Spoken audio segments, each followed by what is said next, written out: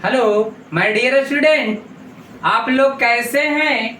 उम्मीद करता हूँ आप लोग अच्छे होंगे, स्वस्थ होंगे और तंदुरुस्त होंगे और मन लगाकर पढ़ाई लिखाई कर रहे होंगे। गुड इवनिंग बच्चों, गुड इवनिंग। आज मैं केस चैप्टर में केस इंग्लिश इंग्लिश इंग्लिश व्याकरण ग्रामर में केस बता रहा हूँ।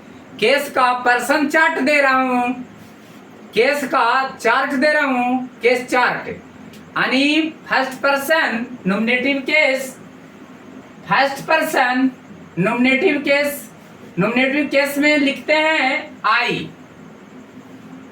और ऑब्जेक्टिव केस में लिखते हैं मी माने मुझको, और पॉजेसिव केस में लिखते हैं माई और माइन,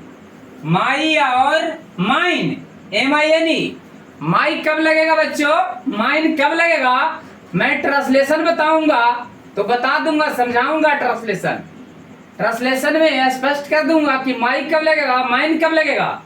ठीक है। अभी दूसरा, हाँ, फर्स्ट पर्सन के प्लुरल में बी, हाँ, नॉमिनेटिव केस में बी, ऑब्जेक्टिव में अस माने हम लोग को, पॉजेसिव में आवर या hours, second person you, second person के सिंगुलर में यू और प्लुरल में यू होता है, तो यू का ऑब्जेक्टिव केस यू, और पॉजेसिव केस में यू और योर्स दोनों होता है।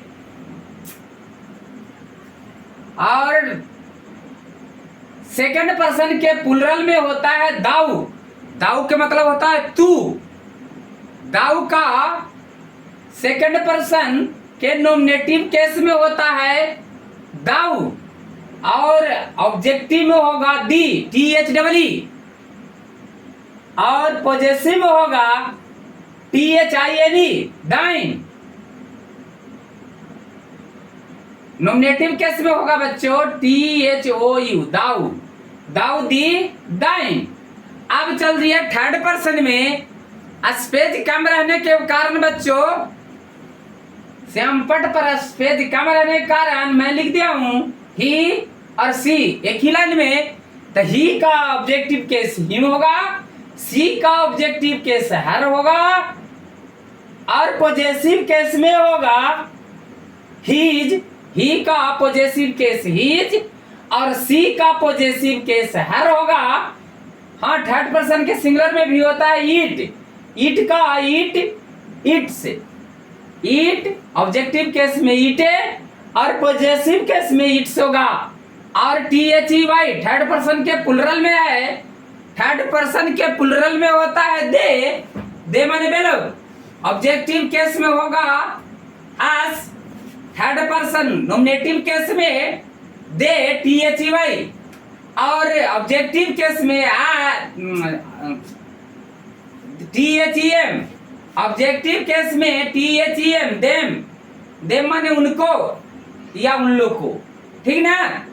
और पॉजेसिव केस में बच्चों होगा देयर, THEIR, देयर्स भी होता है THEIRS। और बच्चों इसमें बता रहा हूं, स्पेस नहीं है इसलिए लिख नहीं पाया।